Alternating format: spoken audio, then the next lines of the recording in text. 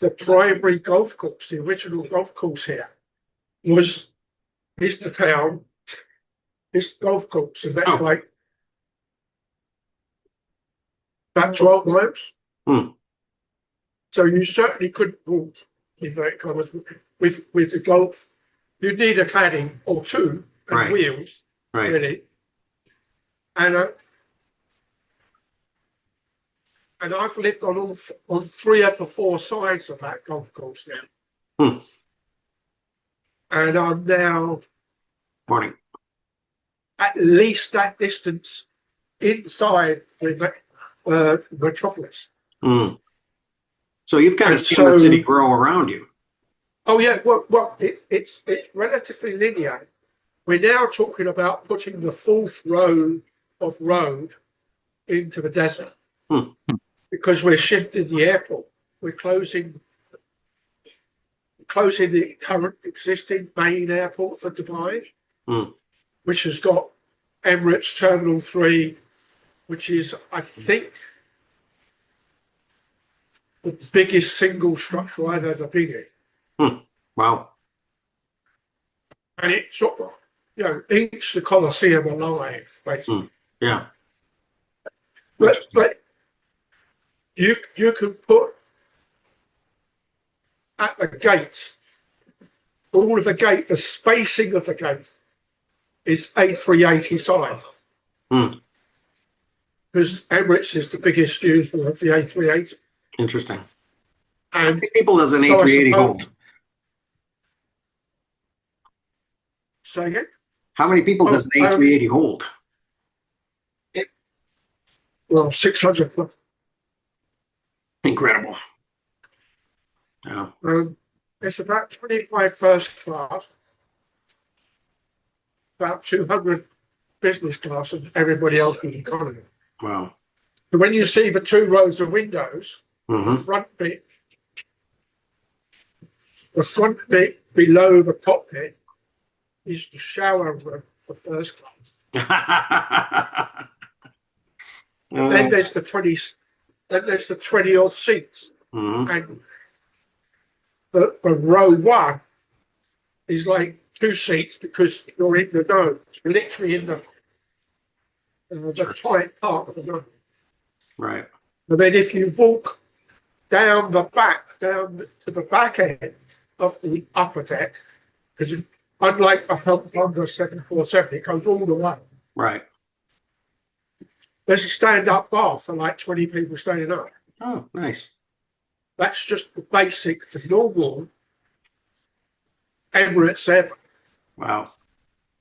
Oh, well. And it's like 12 people across on the lower deck. Yeah. Business class is all sleeping, completely flat, individual cubicles. Yep. TVs that are bigger than the one I had at home. And of course now with the streaming, the ability to put a streaming server, which is like 2 inches thick and a rack size. Right. And that does all the filling. Right. It's like a choice. It's like 800 plus programs. I can remember not having a TV at all. Yeah. Or screen on flights. The fix on my first 6 flights had no TV. But even now, when I hop across around Europe, unless you want to really sweet me. No. I remember actually buying a little screen with a DVD player that I could actually have my kids watch when we were driving long distance, when we were doing road trips or when we were traveling. Well, you get them on cars now. Yeah, right. Yep. And apparently the updated Teslas have backseat screens, or at least a backseat screen, so that you can amuse the riding. I've got a few of them. the bigger family SUV type Hmm. here. And of course, there's often 3 rows of seats in the bigger ones. Right. And if you're on the Land Rover, for instance, the back row is actually a double row that faces inwards. So you're right up against the outside window. And I used to have a Renault Spac.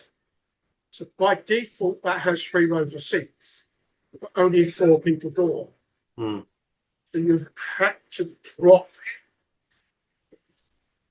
the normal back seat position could be 2 or 3 seats. And you could literally take the middle seat out, that became the iron, you walk down to get to the back seat. Yeah. So we very often used to have grandparents in the back seat, the middle bit missing, the kids in either side, Hmm. me and the wife in the front. Right. Right. Okay. So part 4 is our assignment Thomas looks like he's paused. for today. What's that? Yeah, Thomas is there. He is. He's back. Probably having the same crazy Zoom issues I was. Oh, really? I was Well, finishing breakfast issue. I'll give us a fun segue into human economy. All right, do it. So I missed last week because I got waylaid by the funeral of a family neighbor and friend who was in her 90s. Mm. She was apparently the first or second woman to get a degree in economics from the University of Mexico. Wow. So if she was roughly 90 now, you can do the math back.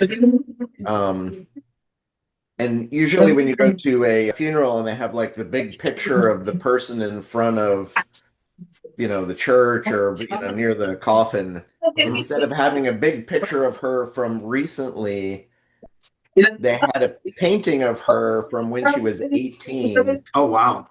When Diego Rivera painted her as a model. Nice. Wow. I was like, Cool. but in the 70s, she was irked that her husband couldn't be in the delivery room at the hospital when her son was born. Mm. And she was a marriage family therapist for most of her late career. She worked with the powers that be in LA and city public health to start forcing people to let the husband into the delivery room. Mm. So she was a very big proponent, and then worked with Innovator, yeah. a bunch of huge groups to help improve access to lactation consultants and that kind of stuff. So it was interesting to see this, and I knew about her pieces of her background, but I didn't know she had the economics degree from way before. So Right, yeah. it was interesting to see that economics degree being used in her therapy, family practice. Right. Yeah, that is human economy. Yeah. Mm-hmm. Good segue. So, and this, I know, and she was, a poor Mexican, roughly grew up. I presume she had at least some family money to be able to go to university when she was young, but, Right. But it was interesting to see that kind of shift. So, there's my mini book report for why I was so late. But section 4, I presume we're at. Yep. Yep. I still haven't Yep. up to still watch the video from. I think I watched the video when I was out sick from week 2, but I haven't seen last week, so I still have to play catch up there. But yeah, well, this one is. I mean, the last one we had the benefit of Graeber at least.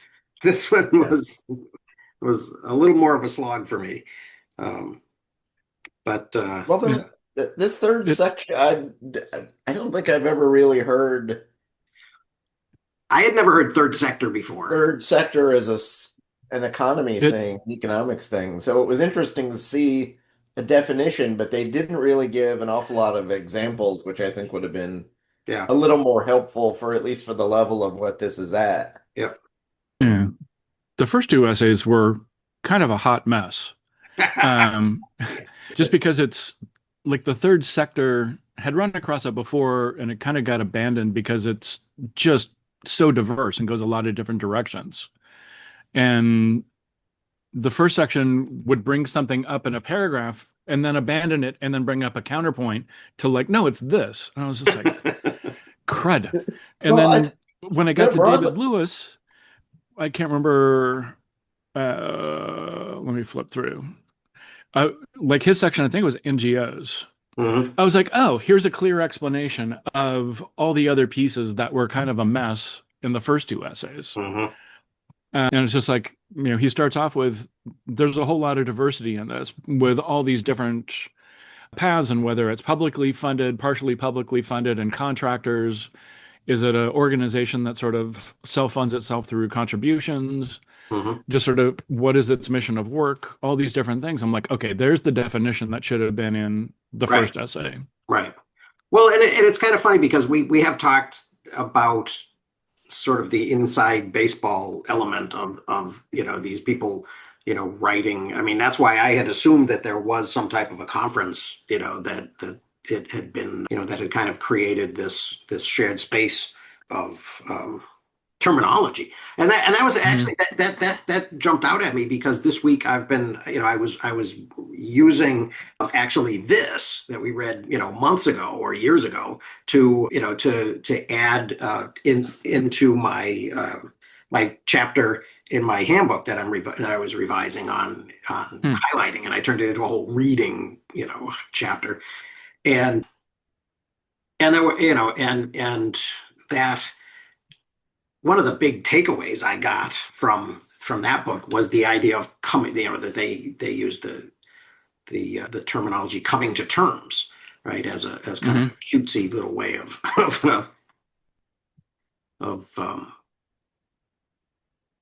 describing it, right? That that it has to be some type of understanding that we're actually talking about the same things when we use terminology, and yeah, and so this seems to be, I mean, it's kind of dated, really, that okay, this was, Hmm. what it does is it just sort of nails this down as an artifact of a time and a place kind of thing, which isn't, yeah.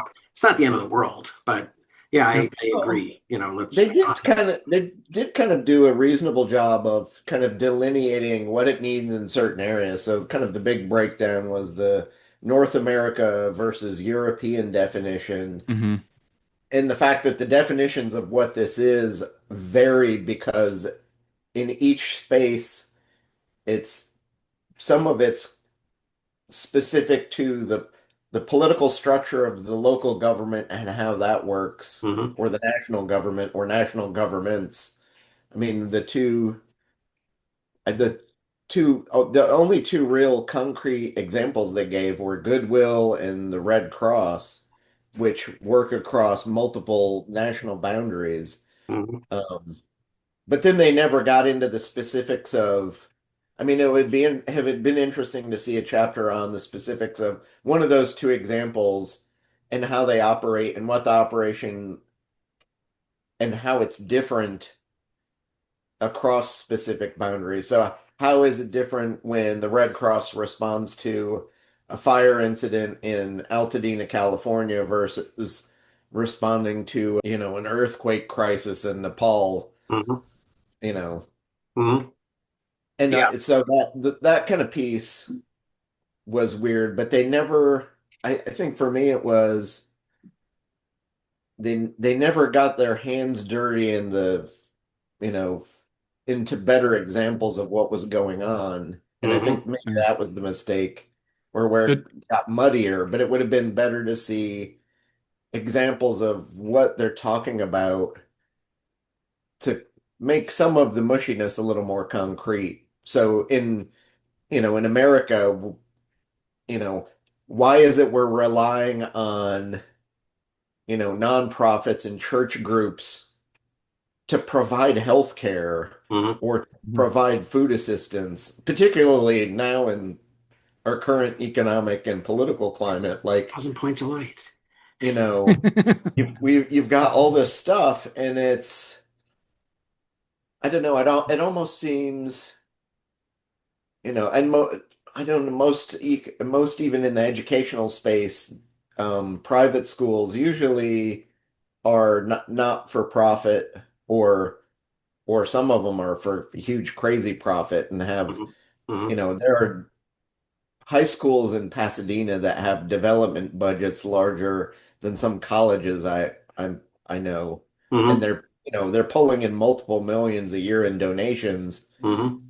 that, the school's using, I don't know for what, because what do you've already really got this rich, lovely Tony school.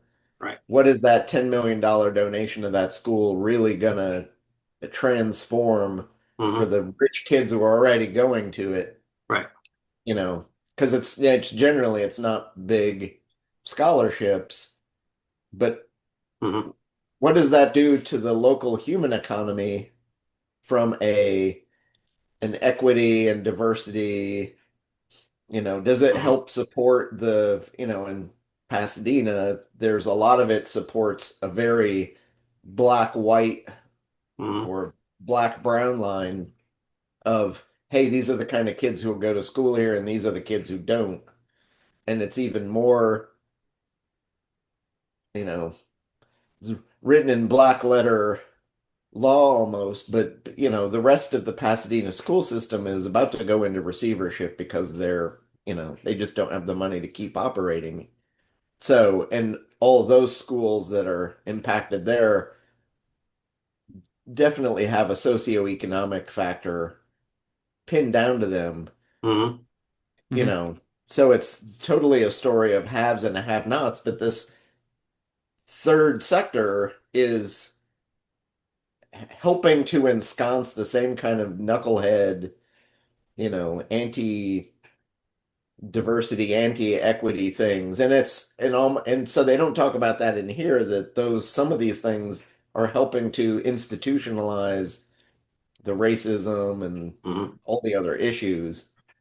And that's what, when you're talking about human economy, those things are the ones that really matter. They almost speak about it as if it's, these organizations are showing up to fill the cracks, but they're not filling the cracks very well. But Yeah. they don't talk about those pieces of Yeah. what's going on. So, So there's like 8 to 12 completely different components and types of organization within like this third sector, which have completely different methods, approaches, you know, Mhm. foundations and sort of money interest, where they get their money, what their, missions and goals are, Mhm. and being able to narrow it down. Like there are like large books on like inequality and how that is, just within education system and boundary lines and all sorts of different things. Yeah. And collapsing it down to an essay, you have to pick and choose between like the 8 to 12, which are completely, like there are grad school programs that focus on each one of those like 8 to 12. Right. And it's just, and like was running into that last spring, because went to Georgetown Public Policy for grad school, and they now have like they've segmented into like 6 or 8 sort of subgroups, and one of them is nonprofits. Mhm. And somehow I got tapped to join into some of the calls with nonprofits no longer having federal funding. So and the federal funding, you can have like government contract work that'll take over, like railways, other things that were government owned, they'll hand it off to contractors. And whether it's infrastructure or whether it's sort of human work like coding and development work, Mhm. those are completely different beasts, and Sure. how they are funded, how they run, and so forth. Mhm. But like the nonprofits, there was like 6 different types in that nonprofit call of 90 um, uh, executive directors for the nonprofits, all talking about funding just going sideways. And their normal, a good chunk of them had philanthropists that were funding them. Some of them had mix of government grants at different levels. Some were funded completely different ways and completely different missions. And it was just interesting looking at the diversity just within that segment of nonprofits, not even NGOs, not even anything else, and just sort of commonalities in purpose, or commonalities in they were not public sector, they were not traditional public sector and for-profit companies. Right. And so it was kind of wild. And there was a couple folks on the call that were on the panel who were just talking about all that diversity of different programs. So like, you've got to figure out what your mission is and how that drives toward bringing new and different funding in that can keep you going, if possible, or working with other organizations and merging. So the section was part of it is a mess, just because it is such a large, diverse, and just drastically different collection of things that sort of are between everything. And where things actually sit is often kind of vague, right? I had a personal experience this week of I and the guy that I collaborated with on a modern world history open textbook got a permission request from an organization called PBL Works, which wants to use a chapter from our thing. And in a which is so I kind of so my collaborator said, yeah, it seems fine to me, and I actually looked into it because it's like, well, wait a minute, we license this thing with a Creative Commons attribution non-commercial share alike license. Right. And so I verified for her that, first of all, yes, we're the copyright holders.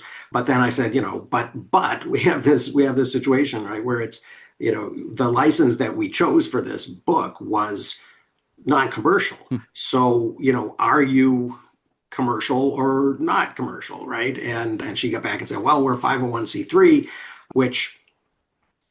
but we are selling the book. Right. And so it's sort of so I'm thinking, all right, I'm gonna let it slip through, but even that I think is a little bit problematic, right? Because it shouldn't be sold even by a nonprofit. I mean, commerce is commerce, even if it's done, by a 501c3. So this issue of, because it's certainly possible to profit as a 501c3, and it's certainly possible to pay people extreme amounts of money. And Chris, what you were saying about, this, okay, if we're gonna use our nonprofit proceeds of donors to build a new polo grounds, when kids at the school down the road don't have books, then that's legal but problematic, right? So it's kind of interesting, the idea of what it means to be a nonprofit, even before you get to what it means to be an NGO is kind of crazy. The other oddball thing from my end on that, just as I was finishing, it was then one of the UK's biggest construction projects. The main contractor's senior director said, "Oh, I'm leaving, and I'm going to go work as the CEO, project managing side of the UK lottery money. Would you like to come?" And it's like, wow. So what's the budget? And it was like, like 750 million a year. Back when a million meant, forget about a billion. And so he's been in the cut thrust of construction from basically when he left school. He lasted 6 months, and I didn't actually start because I was tainted by him they weren't letting any of these nominated people Oh, wow. because they know how to build projects. We want to be seen to be doing the process, but we don't want to do anything because we don't want to spend any of the money. And it's like, so, okay, so where's all the interest going? Oh, back to HMG Treasury, of course. So that became problematic. But when I was speaking to him after he'd been there a couple of weeks, he was talking about just how well run the project we were on had been compared to his first 2 weeks. And this was by far the most terrible project I'd ever been in. We had 14 buildings to do, and like 10 of them were virtually identical cookie cutters of each other. So there was nothing particularly innovative except for the other 4, one of which was a small round building that actually was a kids' room for the business park type arrangement. And they couldn't get one building finished. Every time we tried to get them tested for it, they failed. And they didn't understand why. They had the wrong group of people. And I was amazed at us. I said, what do you mean? And it was very much the complete mindset of let's get this project done. And in the bulk of the UK lottery money is not going very far. It's all in the same culture. It's all for the UK. It's not going out of. It's your village wants to replace its village hall, or the Boy Scouts need a new minibus and a garage or whatever. Lots of it is very small. Other things are quite big. So you get money, isn't all of the money going into some projects, it's just a slide in the chunk. And so those projects get money from somewhere else as well. But they're quite big things. So they may have already started, but we want an extension to the Garden of Eden project that is a whole load of big plastic bubbles out in a Cornish extractive mine and making it into a big botanical garden and stuff. That's a commercial enterprise, but it's claiming charity money from the lottery. But it can. I'm not quite sure how much the smallest one is. But there's been some big stuff done with it as well. And so I would have thought he would have been an ideal person, but apparently not a sufficient government civil servant type person. And I think that was the bit that was somewhat missing from the NGO bit. It's just we often talk about the revolving door between things like the DOD and the contractors. There's just as much a revolving door between civil servant types and NGOs. Right. And in that English book that you guys don't want to do because you can't get the Audible version, it's one of the things that comes out of Rory's political bio a lot, because he was a diplomat, but he was also an NGO operator out in Iraq, building schools and village town halls and stuff.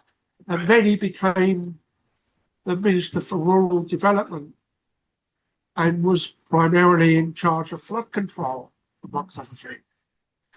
And then moved over to prisons. And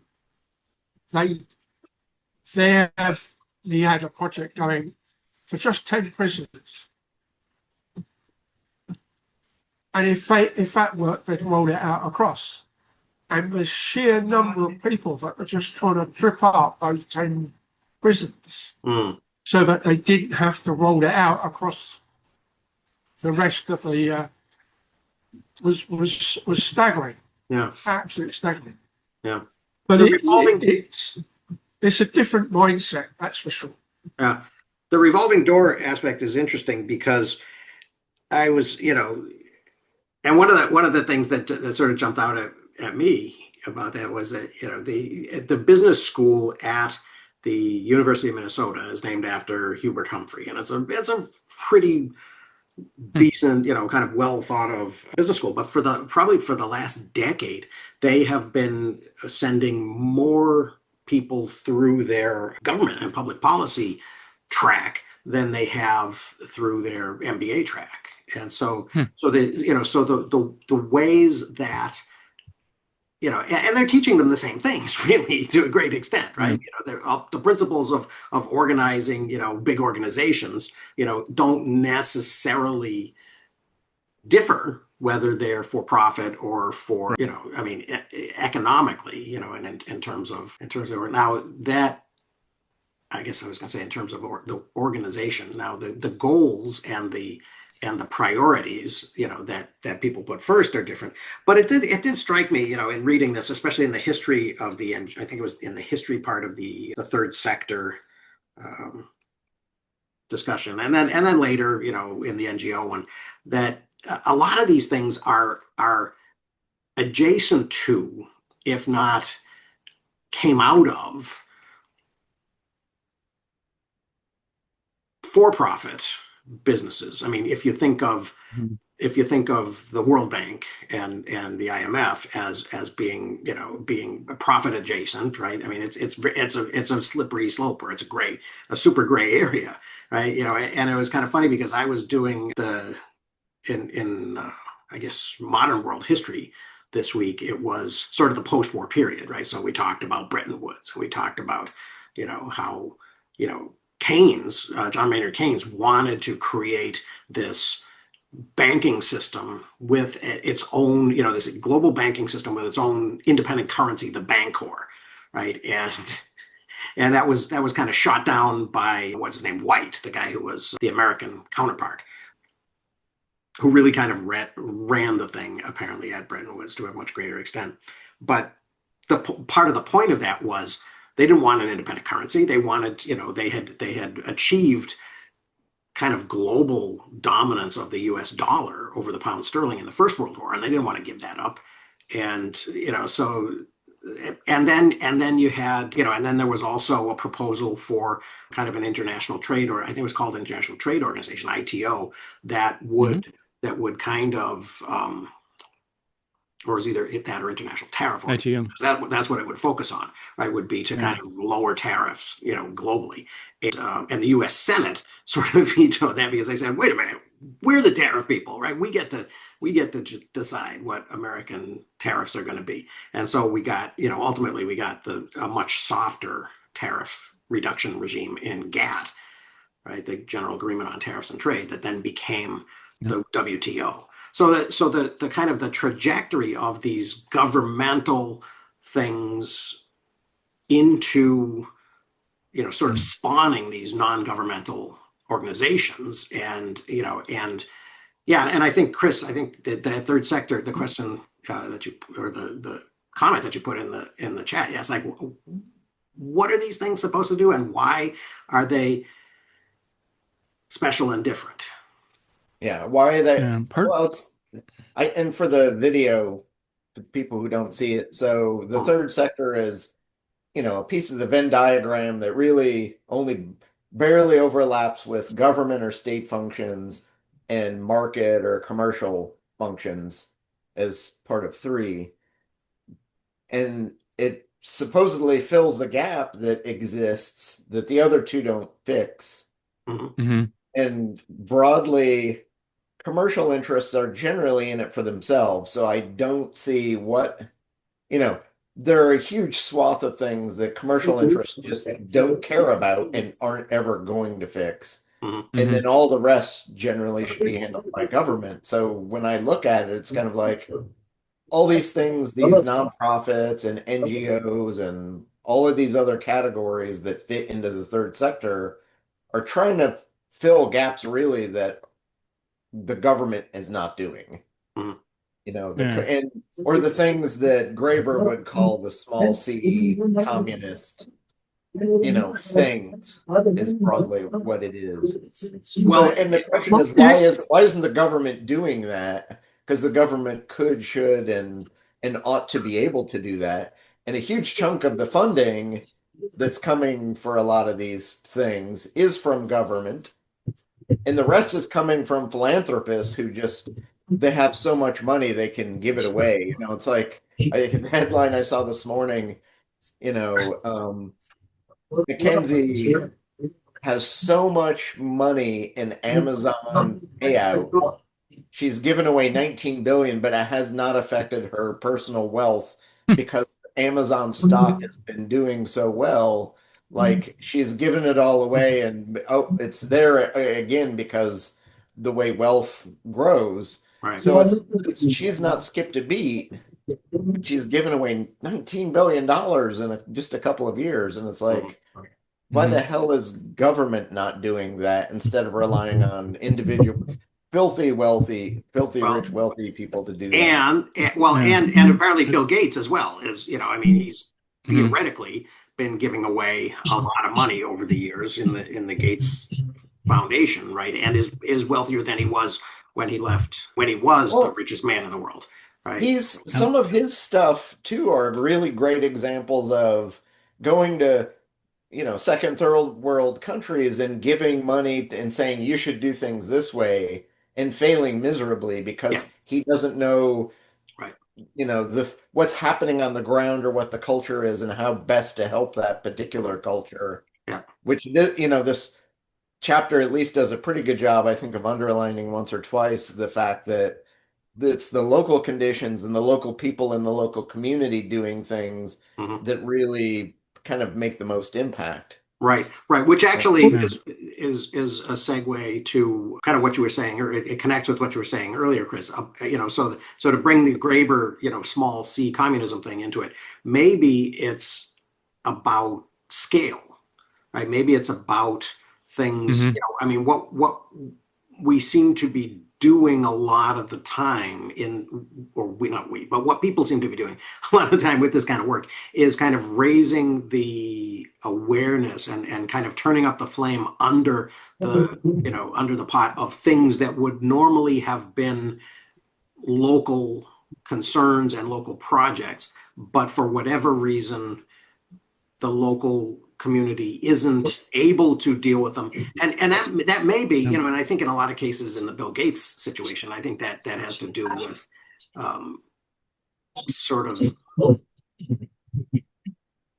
redefining things as kind of redefining the priority stack, right? And saying, well, okay, this thing that was minor is now major, right? Like, let's eliminate, malaria in the world. Let's eliminate tuberculosis in the world, which is a good, right? Is it the most pressing? But if you come from at the moment in those communities in which he's doing it, or is he just kind of, parachuting in and saying, I'm here, the white savior to fix it all for you? Mm-hmm. Yeah, well, the infrastructure. But if you to come get from this... a European point of view, you look at, saying, like the period we've just been talking about, Bretton Woods, Keynes and stuff. You're just at the point of where the NHS gets formed. And prior to that, it's cash on arrival, pay the doctor. And even now, it's you could go into the hospital with no money and you get treated, right? So in terms of what does the government do versus what the corporates do, clearly the government doesn't particularly do very well at selling bread, carrots and cauliflowers, but they might want to organise it as they did in World War II. But they don't do the actual production or the selling or even the distribution. How are those free stores in New York City going to work? Well, you're about to, aren't you? Right? We're going to find out. But they're only halal stores, right? Oh, so, all right. But of course, at about the time that World War II flipped the British political situation, we got free healthcare and free education to the age of whatever it was when it started, 16. It might have been a little bit less to start with, but it became 16 as the regular, normal leaving date. And that's still the case currently. But they kept on making exceptions for certain things. So back when I was in the UK, I didn't get my glasses paid, but I did get my hearing aid paid.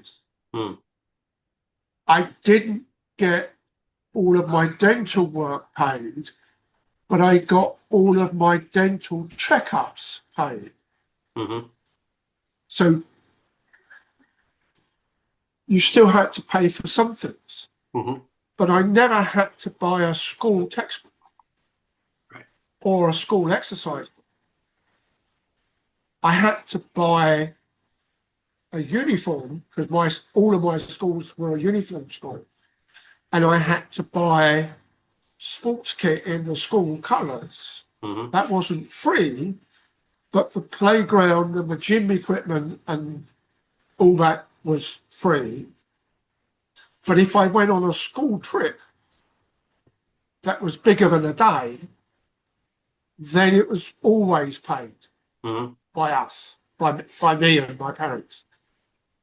But it could be 3 weeks into Germany, or it could be a week into the wilds and youth hosting in the mountains of Wales, or anywhere in between.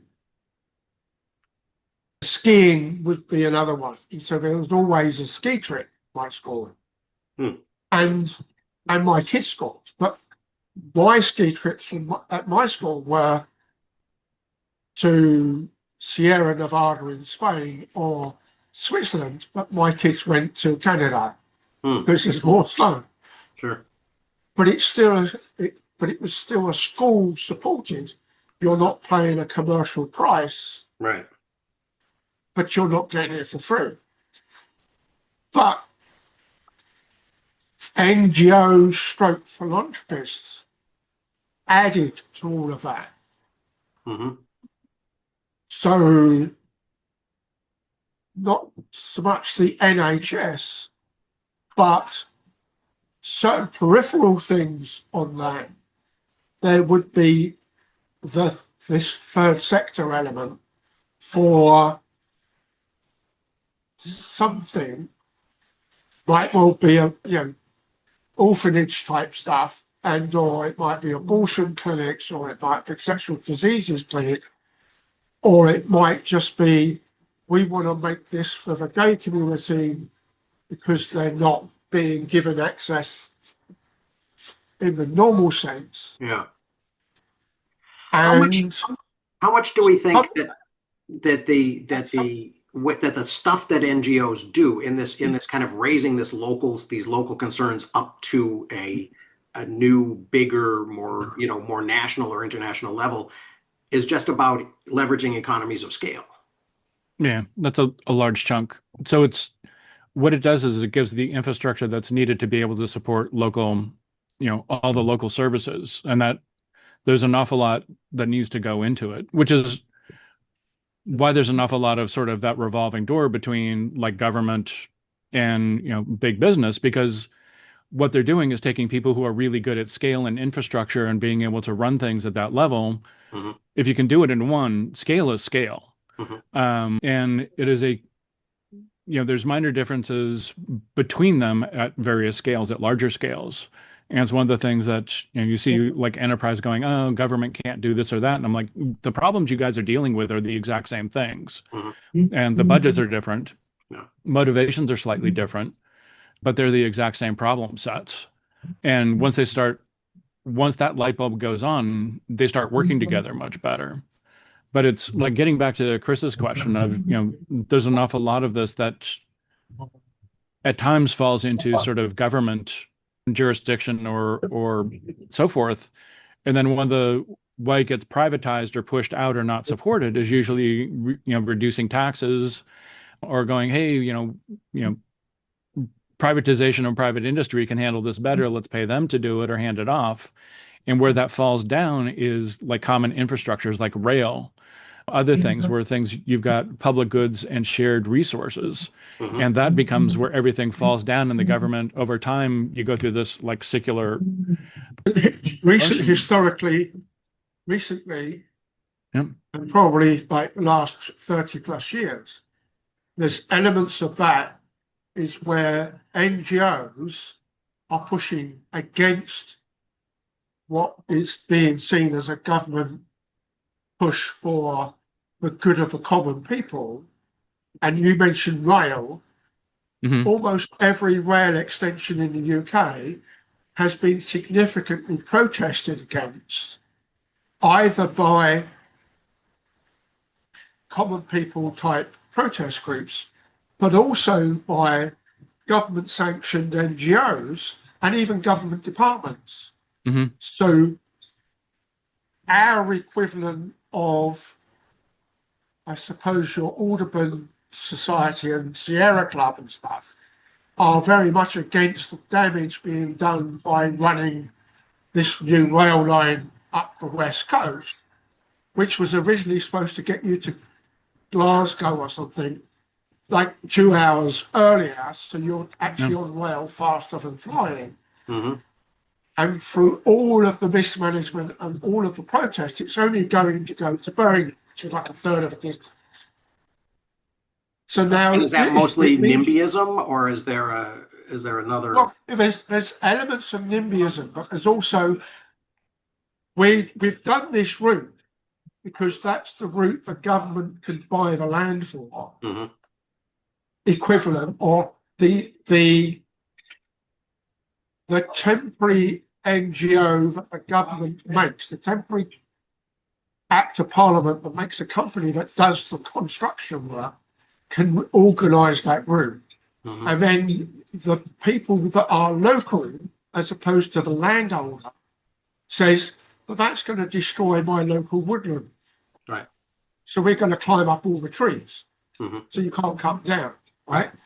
But then you get the Royal Society for Protection of Birds, for instance, is close to being our biggest non-governmental landowner because of all the bird reserves. They have started taking a wider environmental interest. So there might not even be a bird explicit issue. It's that little woodland's going to go. Well, we don't own that. Right.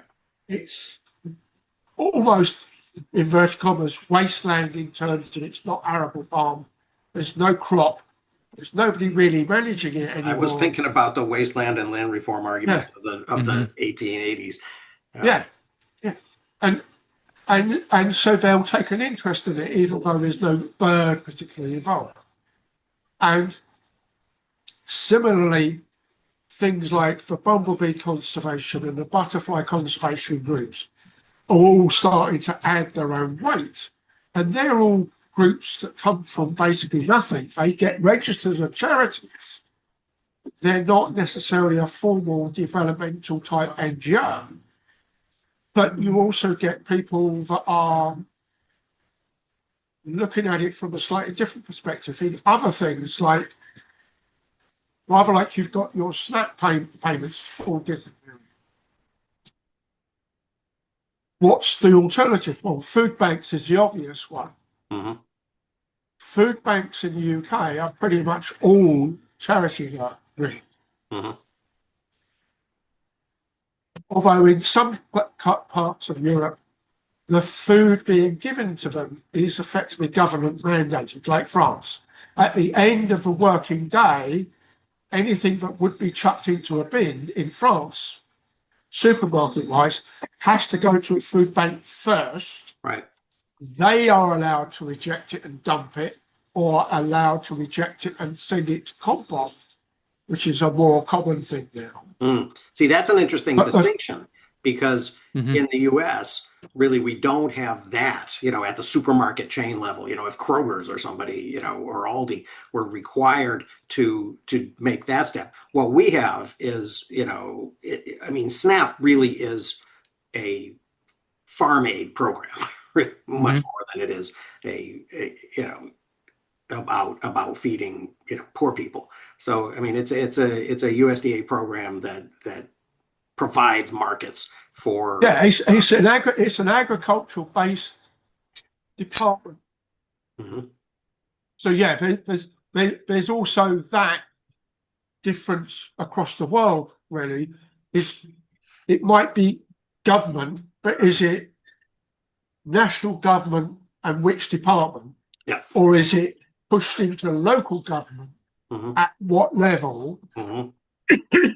And Well, Germany, France, and us all have slightly different variation on them. right, Because we don't have land, we have counties. right, Counties much more associated as states with the US.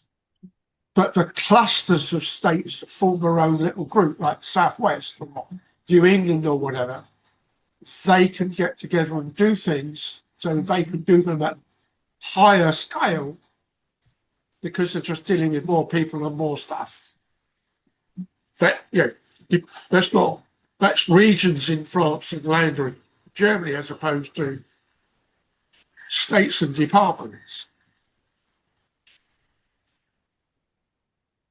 so yeah, so it seems like I mean we've been sort of saying jurisdiction a little bit, and the reading has.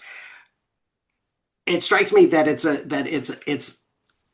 that what we mean by jurisdiction is who gets to make decisions, right? That we have this thing, and throughout the book there's sort of been this assumption of Yeah.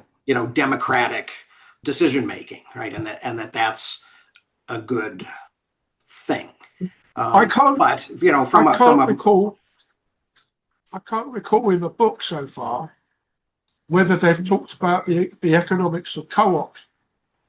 No, it doesn't seem like, I mean, And given the European bias of it, I'm a bit surprised. It might come later. But right. Well, They, and, they, and I they mentioned I co-ops a didn't couple look at the times. index of a content page to it's check. funny though, because I mean that whole question of decision making, right? Some can be somewhat short circuited if you've got a billionaire who decides that I am going to offer this thing or this service or this vaccine or this cure for malaria or tuberculosis or polio or whatever free of charge, and you, African village, get to take it or leave it.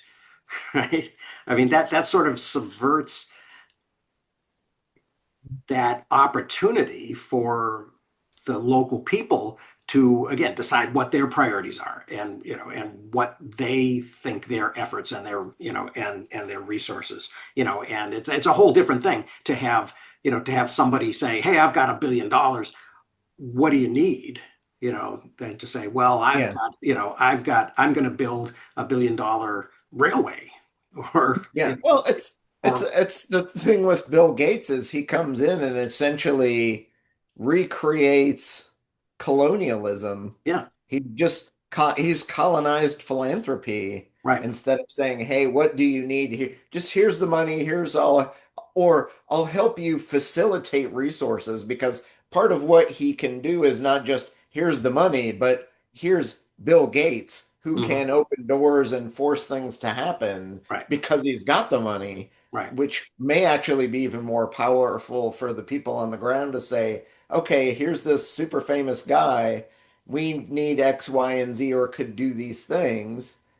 And you have no idea whether, something on the scale of, our local community needs a change, or we'd like to try this thing. And hmm, it ends up being the idea of containerization, which forces globalization, right. which could help everyone, but you're never going to get that answer or that solution because It's never done that way.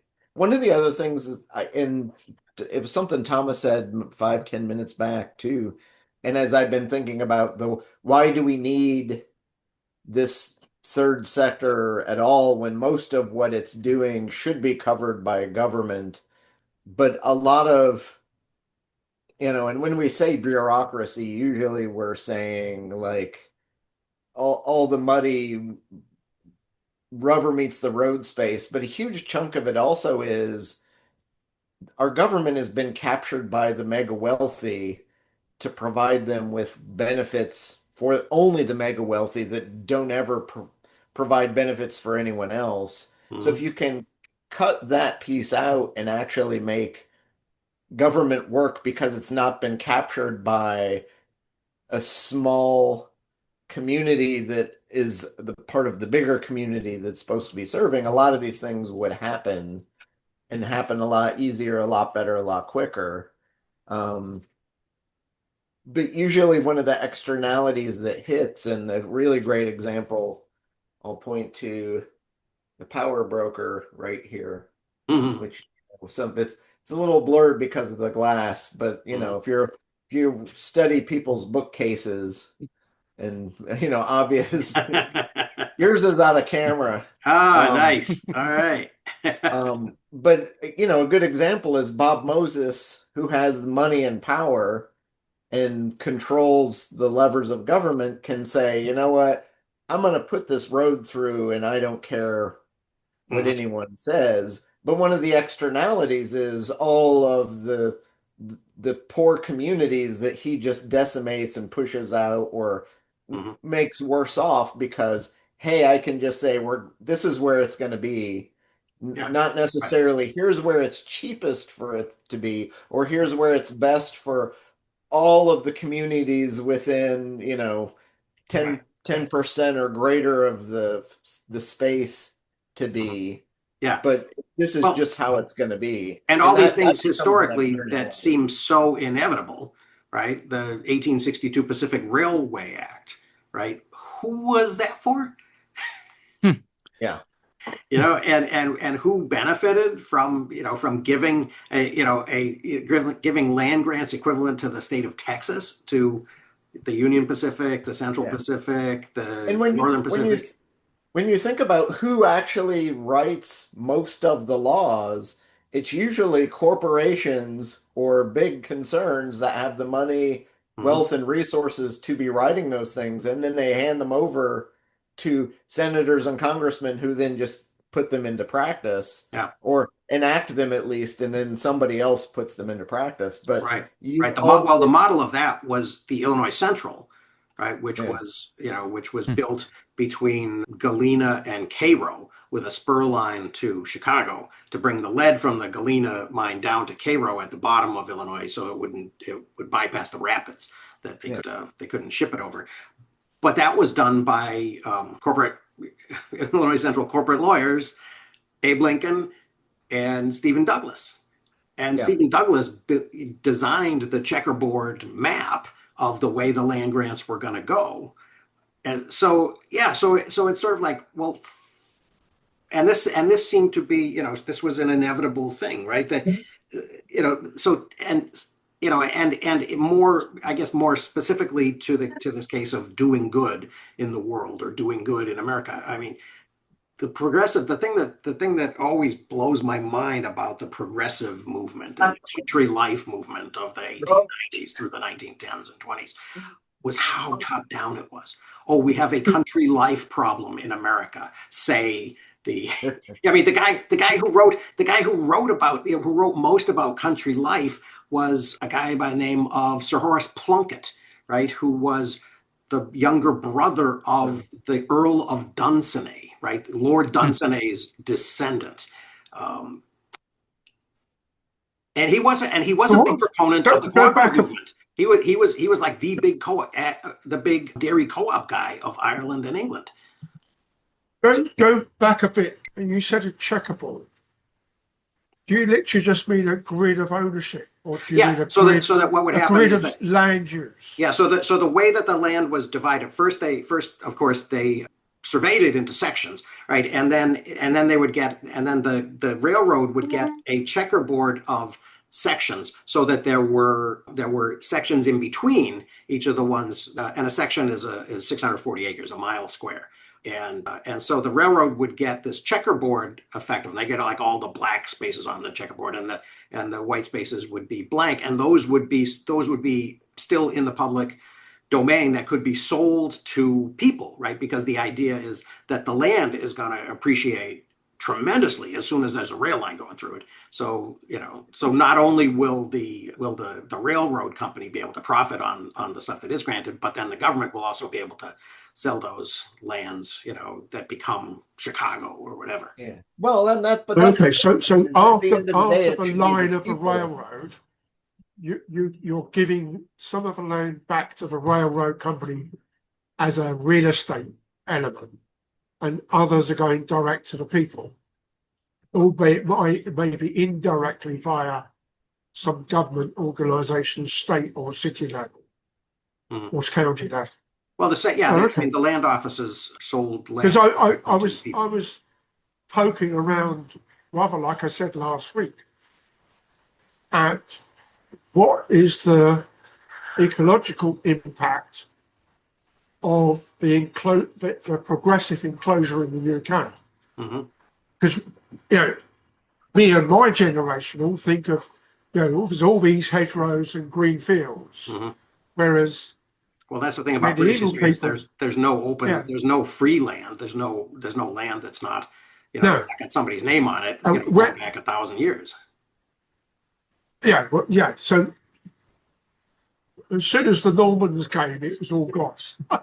But the way it looked has changed as the ownership model has changed. As in, this is common land. Right. You're allowed to take the mushrooms, and you're allowed to take the fallen timber, and you're allowed to graze 10 animals.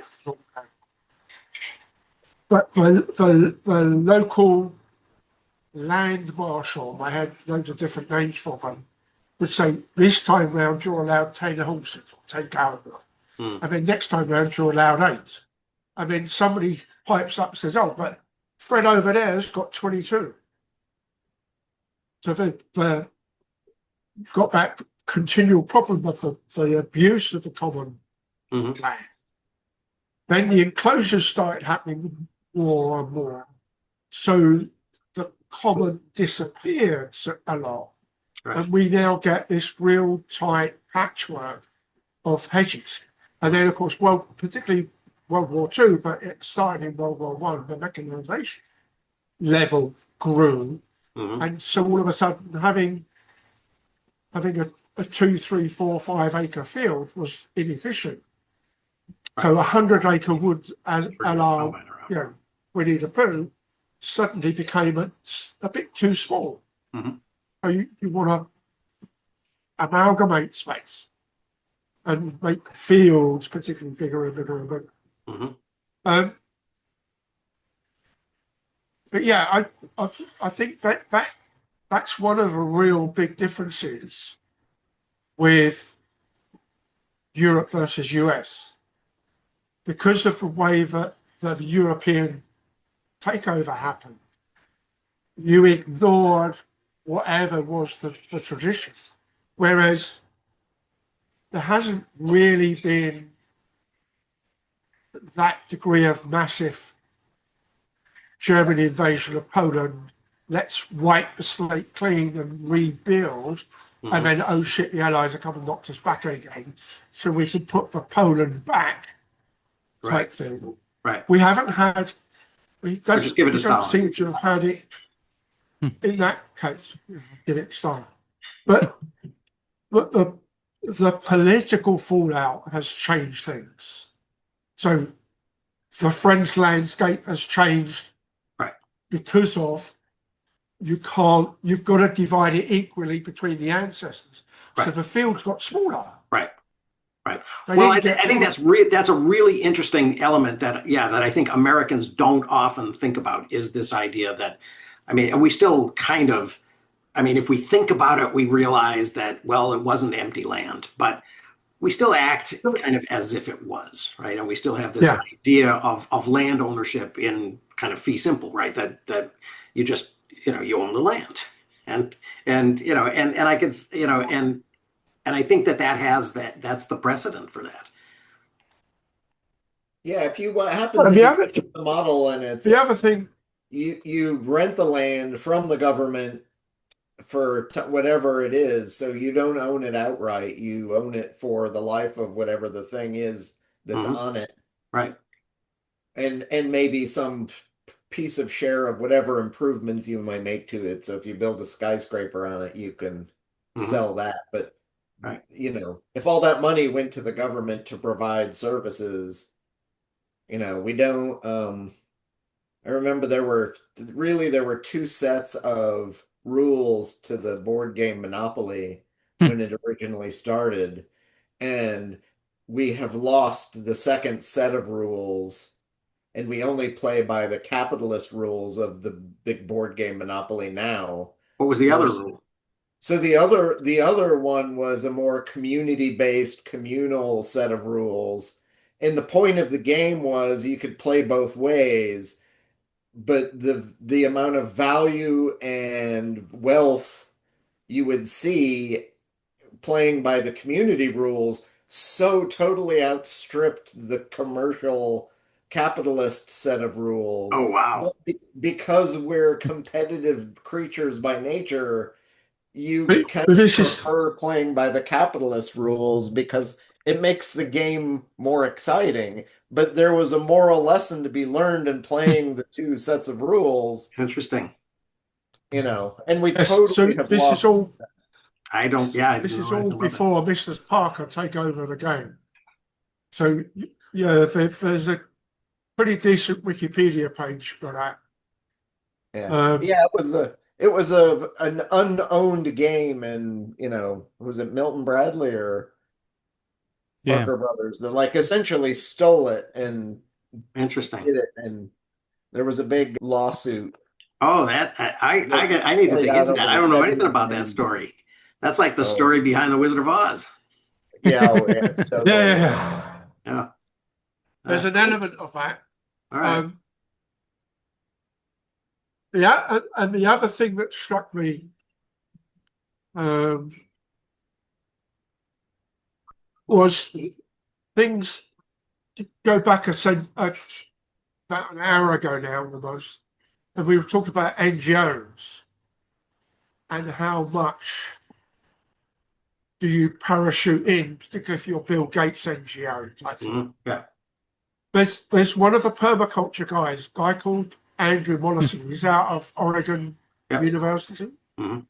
And he does quite a lot of what's being done elsewhere. So he's got three-ish areas of interest outside of Oregon and outside of selling his goods at Oregon. Mm-hmm. There's all the work being done trying to restore the indigenous food for Hawaii, Mm-hmm. where families lived at different levels up the mountainside, but traded up and down. Oh, interesting. For the different types of food, because Right. you don't necessarily just want coconuts Right. that come from the bottom, as it were, and you don't necessarily just want taro that come from further up. Mm-hmm. But it was all based on you need to allow more water down to go below than you were given. So you need to manage it via a water-driven societal treaty type thing. And some of those coming from the desert now, some of those are quite interesting. Yeah. But the one that I was thinking of in terms of NGOs is the work of both the UN World Food Programme plus the African push to try and do the Great Green Wall to stop the Sahara. Mm-hmm. That's failing and doing quite well in different places, but not necessarily countrywide. Mm-hmm. But there's one of his more recent videos is where, because of all the drought and the wars and all the rest of it, particularly Sudan and Ethiopia, Chad has allowed those refugees to be gifted land providing they farm it. Mm. And they're being driven, the degree of direction is difficult to assess from what Andrew talks about it, and I haven't been out to dig out more. Mm. But it's, let's use old style technology. This land is nominally flat, Mm-hmm. but there is a slope, but not much. So they're digging ditches that are in moon shape, mostly. Mm. So that collects the water and allows the grasses to grow, that allows the tree to get through the first couple of years. Mm-hmm. And so they now have a parity between the pastoralists destroying the grazing and the farmers arguing with the pastoralists to get their cows off their land. Mm. But they've got corridor divisions. So when they move from one end of the to the other, there's these corridors that are open pasturist corridors. The local farmers have also going through and harvesting the hay or harvesting the green to make hay to feed their own animals, but to sell to the pastorists as they come through, etc., etc., etc. Yeah. But what I liked most was on Senegal, where they've got the farmers to push back against the colonialist type cash crop farm. That means they're selling everything they grow, so they don't have enough money to buy food, as in buying tins of baked beans type thing, versus send their kids to school because the government doesn't fulfill that totally. Mm-hmm. And they're doing it by an example. They're getting a few people that are willing to try, and they put up a thorny hedge. And within there, they do non-cash crop, permaculture style, polyculture stuff. Mm-hmm. Yeah. And they then use those people to prophesize it across the rest of the village, etc., etc. Mm-hmm. And Right. that seems to be working really well. Right. Well, it's interesting that that's one of the big counter arguments against kind of the Green Revolution, right? I mean, that is something that that like Vandana Shiva talked about all the time, right? Not only that that Borlaug's dwarf wheat was not the be all and end all, and that that the Indian results that they got had a lot to do with mining the water table, but also that it tends to push toward these outcomes that again seem inevitable, like, oh yeah, we get large scale agribusiness, we get large farm machinery, we get large these inputs, fertilizer, pesticide inputs that basically make it look like like first world agriculture and not sustainable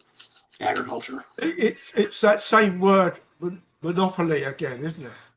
Yeah, right. They haven't played the game. So, and one of the things that comes out of the Senegal story is that most of these farmers are basically single crop farmers that now are putting a few acres down to the polyculture. Right. It gives them food all year round. Yeah. Plus all the wildlife, all the small wildlife comes back. So they've got a source of honey. Yeah. They've got the devastation for pests is so much less because all the small scale predators come back. All the hawks and the birds and stuff. Well, and there's they've got stuff all year round. Those huge fields of monocrops for the pests to eat. Yeah. Well, it does sort of beg the question, all of these, and I think that's a question that can be abstracted and asked of a lot of these not GMO. It's same difference, right?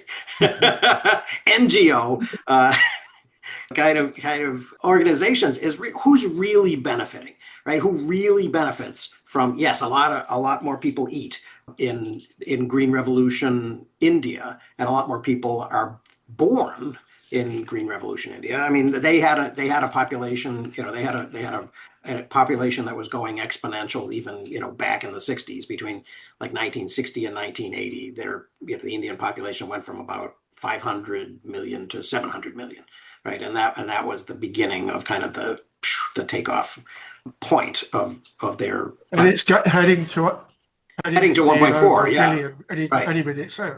Yeah. So, that's the other thing.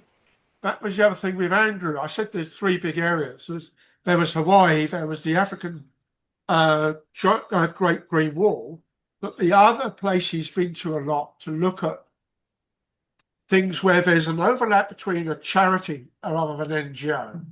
There's an NGOs being involved, there's individual companies being involved, is let's rebuild the water table is their starting point in almost all of these, but they're doing it with a diversity of output, is India. And so all of those areas that were collapsing village-wise because the drought situation and the commercial farming wasn't giving people enough money to live for the whole year, because we obviously, this side of the world, we're pushing the price down all the time, etc. And you see it in the UK, the amount of money that the farmer gets for a gallon of milk is now less than it was when I was a kid.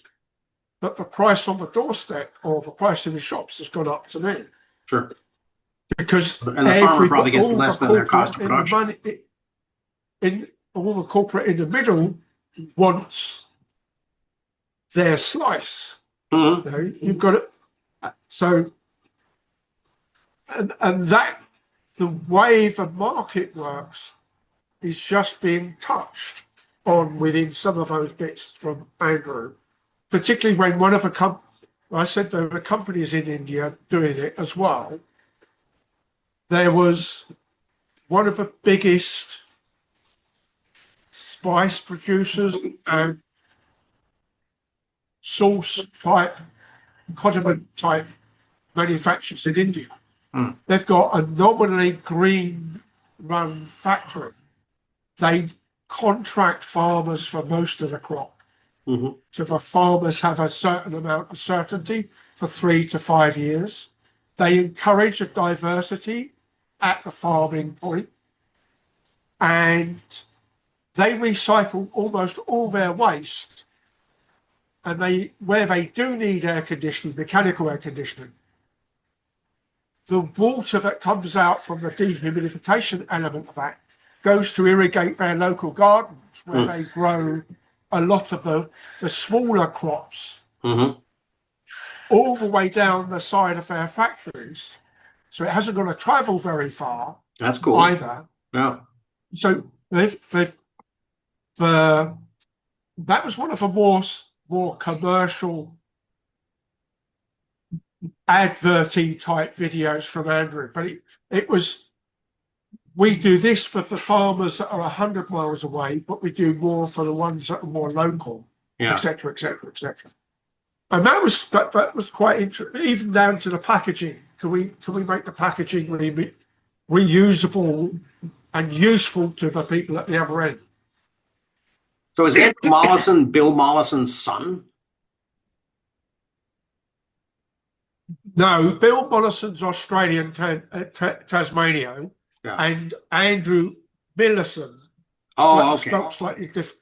It's spelled slightly differently. Okay, I got it. He's a guy out of Oregon State University. Okay. I was just wondering if they're related. Well, I guess what you're talking about, and somebody coming up with and Bill Mollison and Andrew Millison or whatever, kind of coming up with these ideas and sort of promulgating them in the world,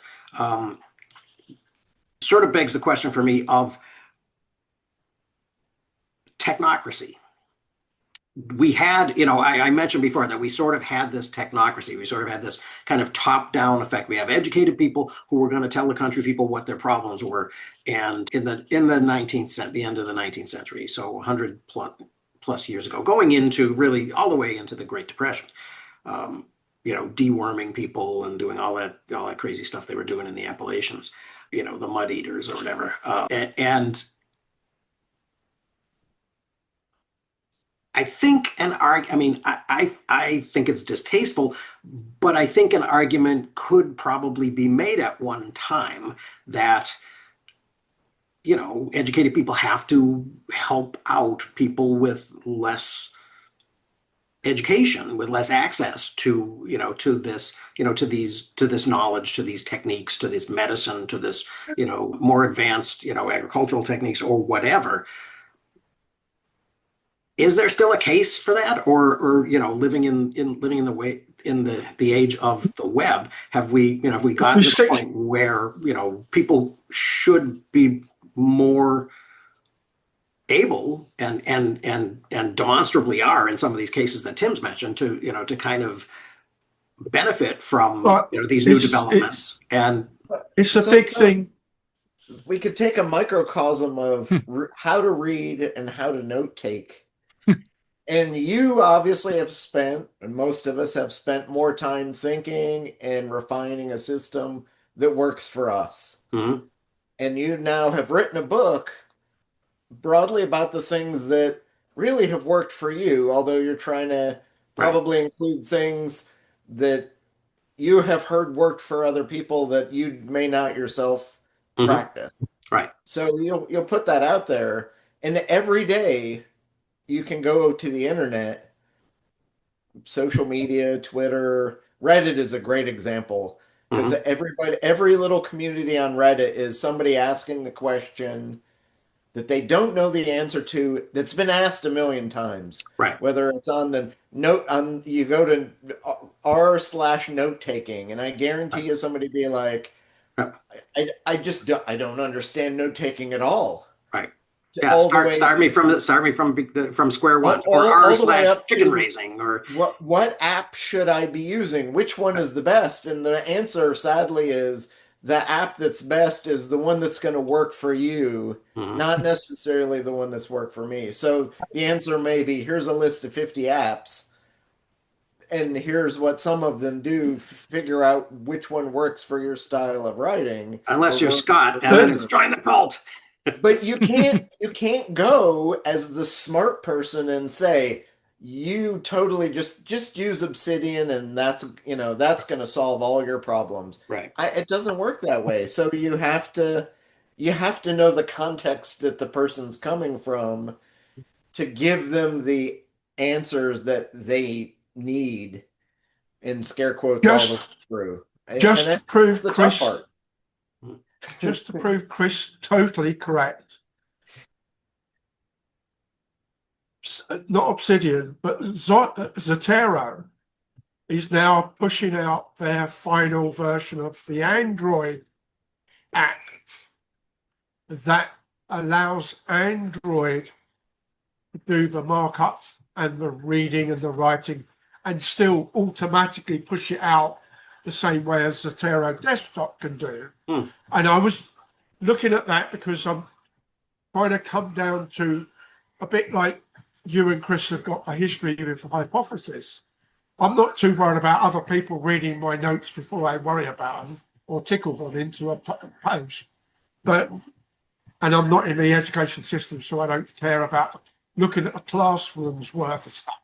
Right. So I was thinking, hang on a minute, I read on this quite well, but it's not really big enough to take notes, except at the highlight comment level. Yeah. Because it's too small to type, etc., etc. But I did think, I really ought to up my game on Zotero because the Android version coming out. So I literally Googled Android Zotero something. And about the third thing down was a Reddit post. And the first line I didn't see it, but this has probably been asked a million times before.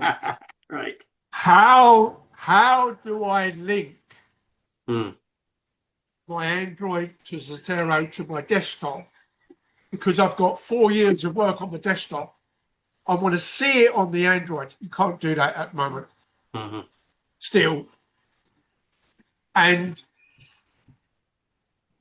it turned out when I scrolled up to the like 3 messages up was the answer that you can't do this at the moment. Right. So but to go slightly a bit back, the Andrew Wilson thing for Hawaii is the local ethnic Hawaiians pushing the info out via them and Andrew, because Andrew's got the channel. Yeah. So within the islands, and I assume within Polynesia and Micronesia in the bigger sense, they're already pushing that out. But for me to hear about it, particularly, Mm-hmm. Chris is a bit closer, obviously, so he might hear it for other reasons, because no doubt California's got a whole pile of Hawaiians in it. I think there were 2 here that I've met, and there was one person who was half indigenous North American Turtle Island Indian. Some of this information is only going to get around if somebody like Andrew publishes it, like you in your book publish it. Right. And I was looking at 1 or 2 of those posts you've done recently about the books coming on and rejiggling stuff. I thought, yeah, okay, that looks quite interesting. But within the permaculture thing overall, a number of instances where the permaculture is clearly it's an Andrew or a Jeff or a Stefan or whatever pushing this stuff out. Every now and then it meets an indigenous person that turns around and says, we used to do that, but you forced us to change. Right. And that then becomes an argument because permaculture gets tagged with this racist thing. Yet when you go back to Bill Mollison and but how does Dave that figure? Because it wasn't permaculture that forced them to change. Yeah. Permaculture is a return. They should be. No, but as soon as you start talking about sweetgrass and you're going to braid it and you don't mention what's the name from her book, right? You're all of a sudden you're going to be tagged as a racist, right? Yeah. Well. Yeah. So okay. There's a number of instances where racism gets put down because lots of these people are running courses that are not cheap in many cases. Right. They're $1,000 a blow in many cases. That's not to say they're not worth that. It's just that's not giving access to a dirt. Well, and it is a little bit problematic if you've got white folks running a course about indigenous practices that they've wholesale lifted and named some other names. But part of the reason I bring that up is, as I've said before, David Reich's book that you keep pushing. I'm about halfway now because it's a sort of like 3rd tier book that I'm dribbling myself through. Right. I've just got to the point where the archaeology that was being used 1900s, 1920s from memory, whereby there's a German archaeologist that puts 2 + 2 = 4 together with regarding the corded pottery that shows how the people of the steppes re-invaded back into Europe. And I forget what the 2 civilizations. Bellbeaker. One was a farming. Right. That had the pottery. Some of them left and became the horsemen of the steppes. And they then realised the impact of them using horses to make their agriculture as a pastoralist more powerful. So they started settling down and re-pushed back in Europe. It gave a different mix on the genes that David Rice-Green has managed to quantify. Right.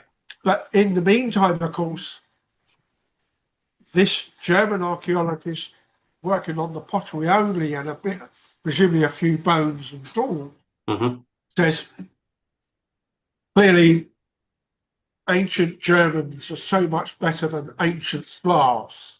Yeah. Because we went out and came back. And it, you know, Right. my Führer picks up on that real big time. Right. And hence the evolution of Nazism and all of that mythical stuff about the great Aryan, etc. Right. Yep. And that was when I go, okay, well that's got to beat the anything on economics I can think of from the West Wing except the Laura. There you go. All right. Well, that's a suitable replacement for the West Wing. Well, it's interesting though how much, you know, the thing that strikes me about that whole David Rice story is how much of a contribution the archaeologists and the pottery specialists and especially the linguists actually had been able to make with so much less data to work with. You know, it's just it's bizarre how, you know, I mean, not that they weren't right, you know, they certainly weren't right about everything, but you know, the contribution that they were able to make with those limited, you know, those limited data points was I see that huge from a botanical point of view. And the sheer number of plant names that are having to move. And the genus might not be split up, but the genus changes families and groups and classes. Because, oh, sorry, we got it wrong. It looks like, right, you know, but it's not really. But it's not over there. Oh, God, and now we can look at its genome. Yeah. Yeah. So go back to Chris, what you were saying. So was the analogy to note making a suggestion that we should or shouldn't have kind of a, you know, trying to pull it back to this, you know, a kind of a third sector? So the question is, when you're writing your book, are you writing it as a capitalist in the commerce market space? Are you writing it as a government for all the people, or are you government for the rich, or are you a colonialist power saying, here's how you do it?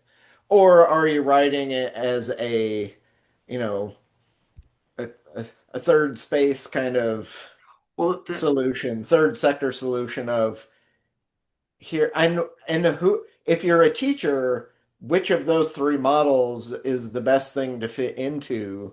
Or where are you at on that spectrum? You know, and there definitely is the colonialist, oh, you people need to forget your, and at the time I'll give them some credit that the idea of how orality works was just not a thing. So we thought the indigenous people were dumb and stupid and needed our help. Although, obviously, if you go back and you read Graeber, right, the indigenous people were incredibly smart and they could debate people way better than the average Frenchman, I think was what he used as an example. Right. In Dawn of Chapter 2 or 3 of Dawn of Everything.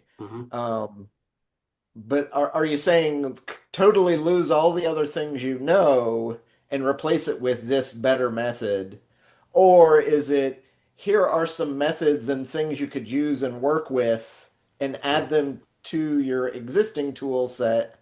And here's what they do. Here's what the thing is. Here's what it could do for you. Here's how you could use it to make things better. And if that method does not work for you, maybe try this, or this. And honestly, when you look at most of the Reddit spaces on note taking, it's, or let's say Zettelkasten is a really great one. Like, I just started using it and it's not doing X, Y, or Z, or I thought it should have done this thing. And then 40 people jump in and say, oh, have you tried this? Have you tried that? Have you, you know, and you're essentially sourcing experiences from a group of 50 people. Hmm. And that's what 99% of Reddit is, Right. hey, you go to r/baking, you know, every day of the week you can go there and you'll see somebody post a picture of chocolate chip cookies.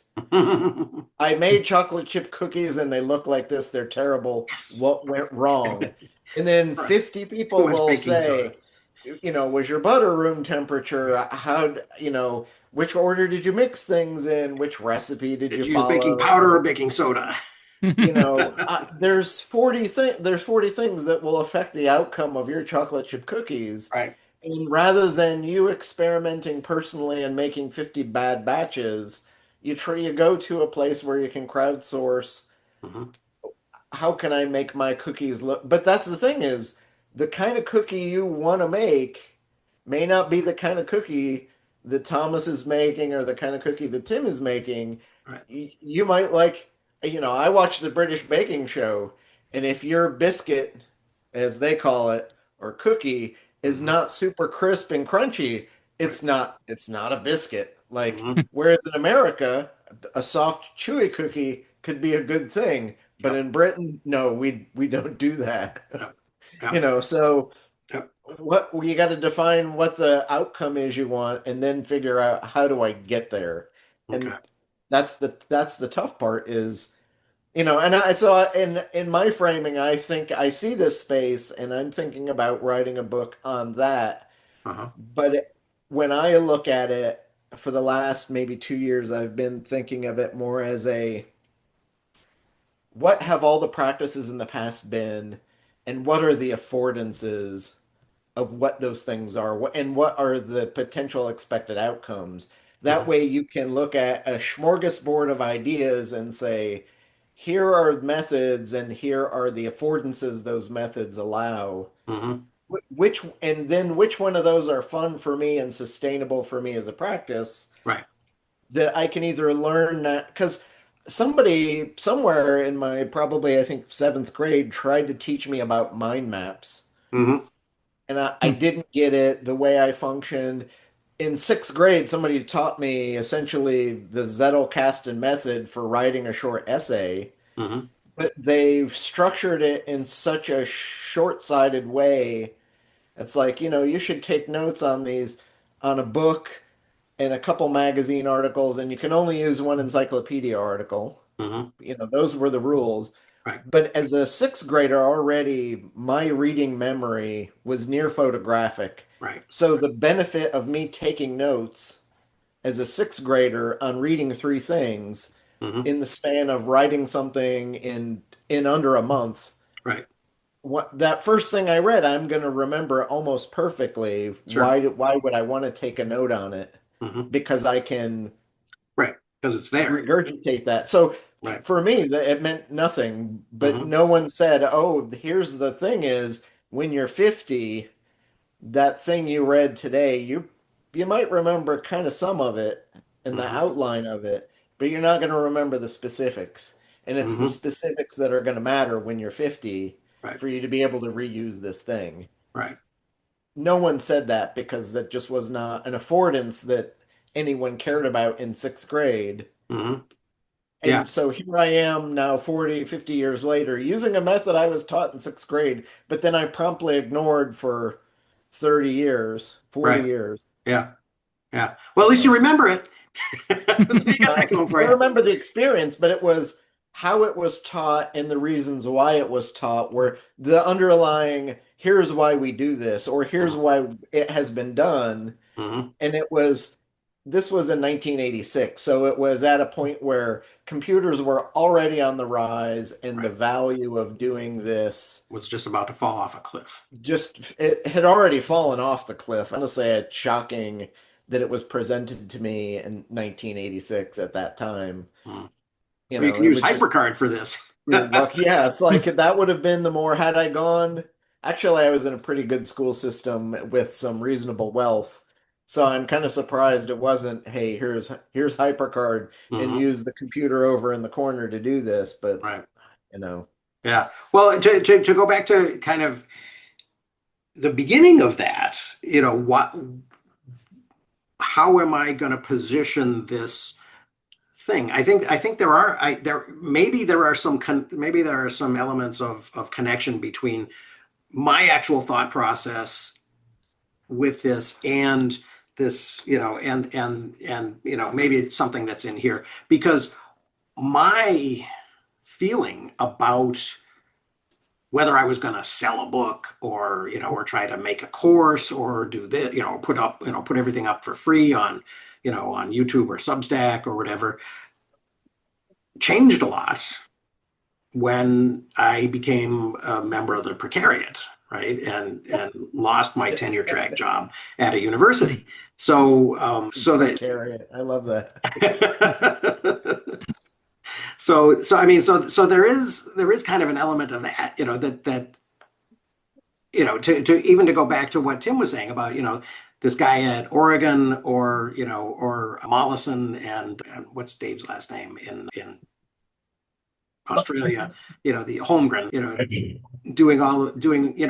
doing these things, putting this stuff out there, maybe having relationships. I mean, and it would be cool if they actually did, if there was more connection and more, kind of goodwill connection between, the indigenous practices and kind of permaculture sustainability practices. But the whole that whole yeah, I mean, I do think that I still think that that the internet is, the thing, right? Notwithstanding, the doom and gloom in Jaron Lanier's approach to siren servers and all of that. Yeah.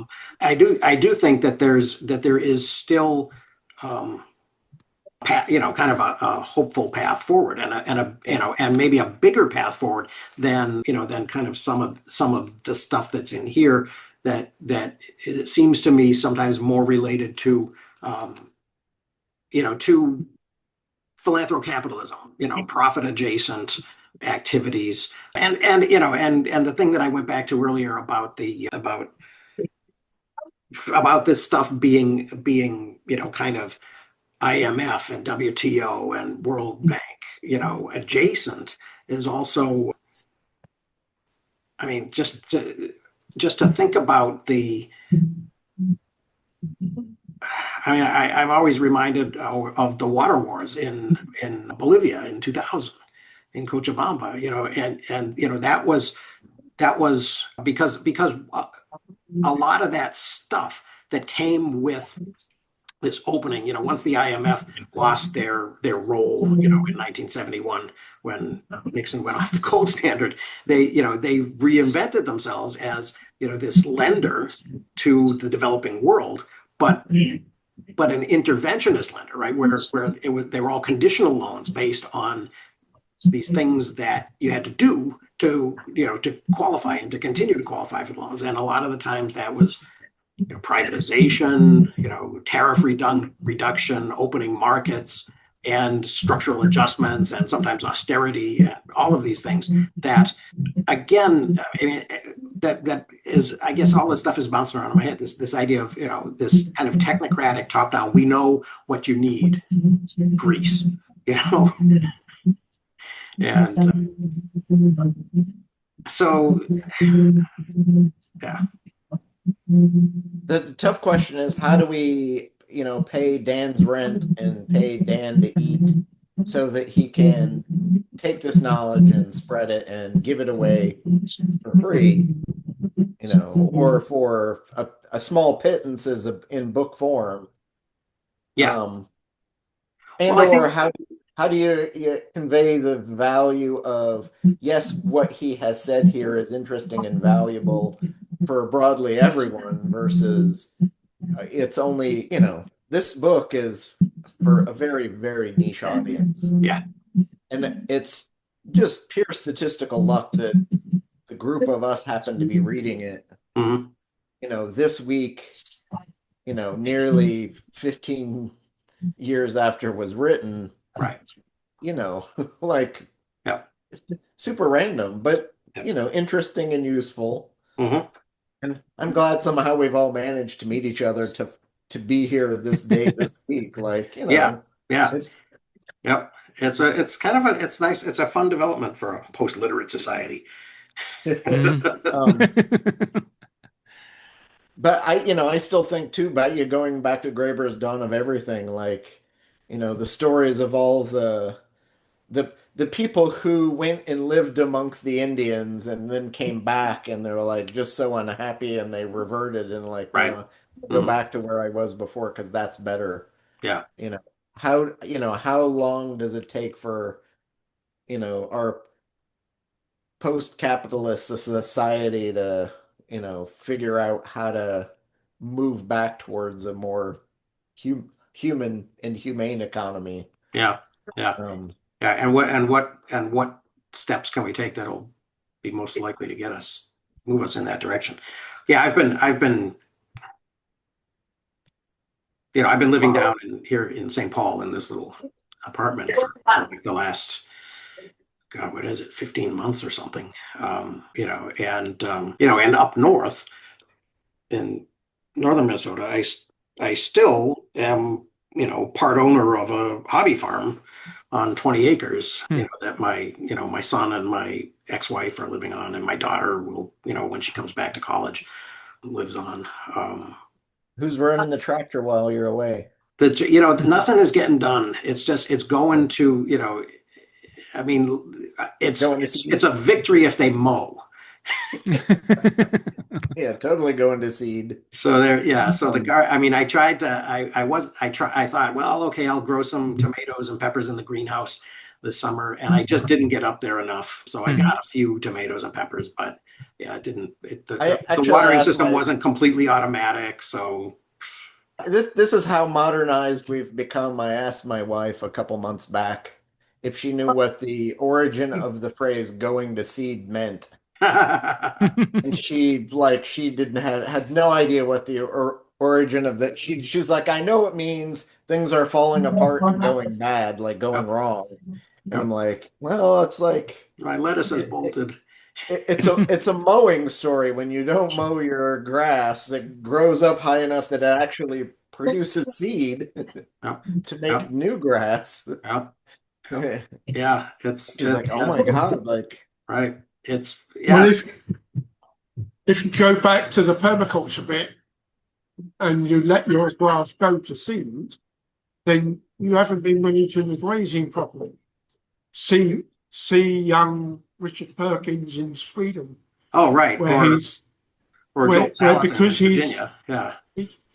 yeah, I don't think he really refers to Joe Salatin very often, No, but I'm sure. he puts his cows through the grass. Then about a week later, he puts the chickens behind. Right. And then about a week later after that, he puts sheep through, and then the turkeys follow. Hmm. And then it's got a few weeks rest, and then they all come back. Right. So he does the mob grazing that way. But what I like about him is there's two side-by-side comparisons. He's got the land that he did the original keyline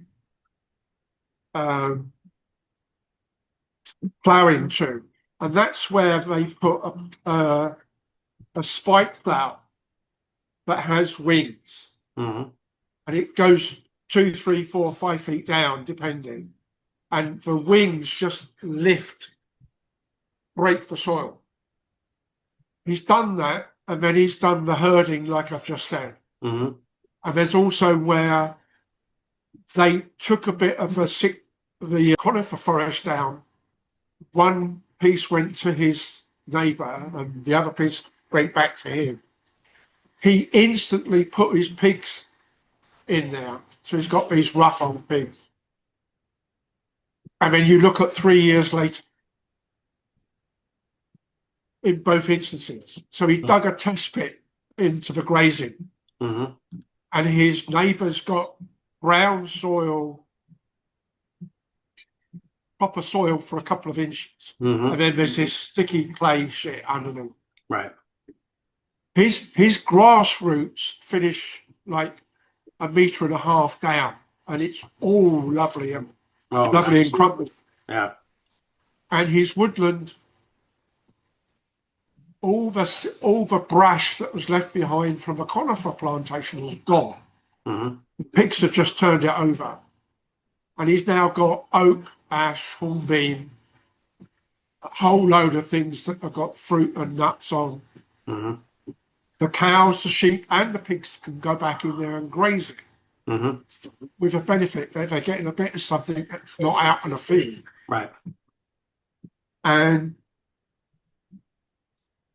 for Surprised he doesn't other have any than goats. putting, Well, I guess he's got sheep. other than, yeah. No, I don't know that he has had no goats, but the sheep do well enough on the bushy side stuff. But where he's got his mob grazing roots, he's now putting up various nut trees, Mm-hmm.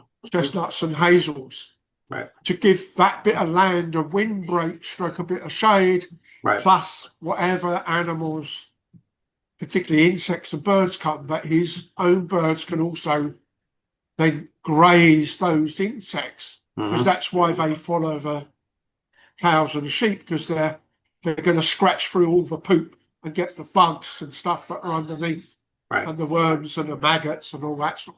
So you don't have to feed them that much. Yeah. But it's all for materially all for free. Yeah.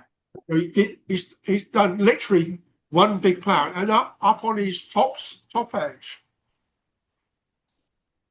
where it was really very sticky, he did the ploughing. Before the hole closed up, he went round and put a load of willow sticks, like 5 rows deep, but a couple of feet apart.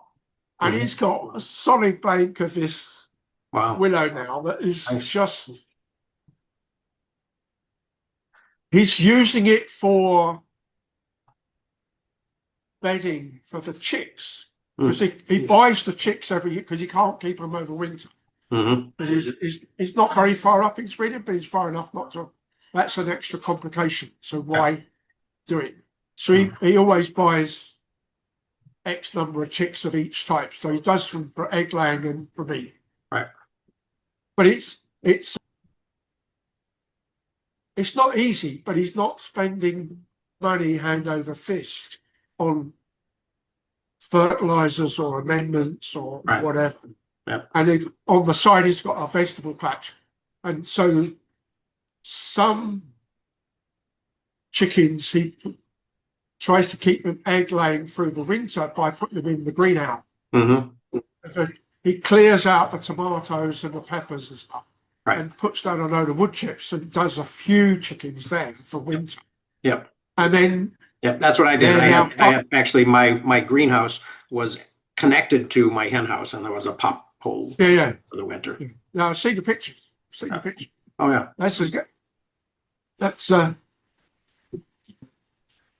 That's how David does it in New Zealand. Yeah. His house has the greenhouse built on. Mm-hmm. But he's now almost forest garden, so almost no annual plants out in the garden, just a few things like tomatoes and stuff. That's cool. Mostly in the greenhouse. So that's the question though, Dan, is how do you learn how to do those practices? Where did you find that? How did you know to do that? Where did you I did read some. I read some permaculture, and I did try to plant some nut trees and stuff, and it was too far north. I had a lot of hazelnut up there, but I could not. I think the only thing that lived was like one shagbark hickory tree. I did watch YouTube videos, kind of homesteader things. I got a lot of advice from the guy at the local Cenex, the Land O'Lakes co-op. And I don't know, trial and error. And that's the thing, though, is every generation learns something. And how do you pass it on to the next generation? Right. So that we know better, mm-hmm. And we don't seem to have passed along the knowledge of, there were these dictators and authoritarians and, Central Europe. Yeah. And we went to a multi-billion-dollar war over it and got rid of them. And oh Yeah. wait, oh let's try this here in America now. Right, right. Well, and that's the thing is until there was a danger of us, of that whole, what you don't learn from history, you're going to repeat thing actually happening, possibly knowing about the Central European dictators was less important really than the practical skills of raising the chickens or fixing the car engine or any of these other things that we didn't value in the educational system in terms of the way that people were actually going to get through their Or lives. I forget what's the Oh, reading target for next what's week. chapter 5 look like? Chapter 5 is new directions, and it kind of goes to the end. So I guess that's it. Yep. Yeah. You mean part 5, not chapter? Part 5. I'm sorry. Yes. Section 5. Right. Yeah. So why don't we do that? Why don't we finish this, and then we can move on to the back to technology next time, right? Yeah. Did we pick a next book already? Yeah. It feels like we did earlier Yeah. on. And I don't Empire know of if I- AI, the Karen Howe book. Okay, Yeah. so I can order it at We least. can decide if the bubble is bursting or if it's all full steam ahead. Well, I think this week too, I forget the guy, but somebody announced they made a like a $1 billion short against AI. Hmm. Oh, Threw the interesting. markets into craziness on Is that what? Thursday. Okay. Yeah. Yeah, the markets were weird. I mean, there was the $1 trillion comp package for Elon. If he Well, does, did you see the conditions on that thing? He's got to do some wild shit in order to get his $1 trillion. Oh, I didn't see conditions yet, but Oh, he's got to that's ship. He's got to ship millions of Optimus robots, oh yeah. which actually would change. I mean, if that were actually to happen, it would probably change. I mean, they probably wouldn't all end up being in, households, following around. the other thing I saw on a similar vein was that China's now banned Intel, Nevada, and somebody's chips from all of their new data centers. Hmm. So Well, they're that's going it. for Turnabout's local fair chips play. only. We Obama turned off the Xeons, right? And they built their, what were they? Sunway? Was that the name of the company that built a 260 core processor that made that Taihu Lite the fastest supercomputer in the world for a little while? Yeah, it's like oh, make your own. Well, be careful what you ask for. Especially when the place that you're telling to make their own has all the capacity Right. to make not only yours but theirs too. Yeah. Yeah. Well, the chips aren't made in China. They're made in Taiwan. Yeah. And the only company that makes the machine that can manufacture the small, fast chips is a Dutch company. Right. And there's nobody that is even close to being able to get anything like them. Right. And the Dutch, actually, there's a second Dutch company that a Chinese company had bought into. And the Dutch government is like, nope, that's not happening. You are not getting that. But ASML, which does the 2mm and 3mm chips, which AI like flies on. Right. Right. China doesn't have any access to it, which is one of the things that they keep on. There's orders if Taiwan gets invaded to trash those machines. Right. And they're $500 million each. Right. Yeah. Well, and they're probably all set with explosive charges already. It's funny though because in the shareholder Q&A at least, Elon said that and when he mentioned it, it was just a kind of like a one-off detail that he was racing through. But TSMC in Arizona, TSMC in this place and this place. So there's apparently plans to build 4 TSMC wafer fabs in the U.S. And then he said, and that's still not going to be enough. We might buy some Intels, but we're probably going to have to put up our own wafer fab. So. Just in order to have enough chips for all 4 to 5 years each to build. Okay, see you later, Tim. Ciao, ciao. So, Okay. so yeah, so it'll be interesting times. But Yep. anyways, It reminds me how far we've come since there was in the 19 teens there was I think it was an Underwood typewriter manual that said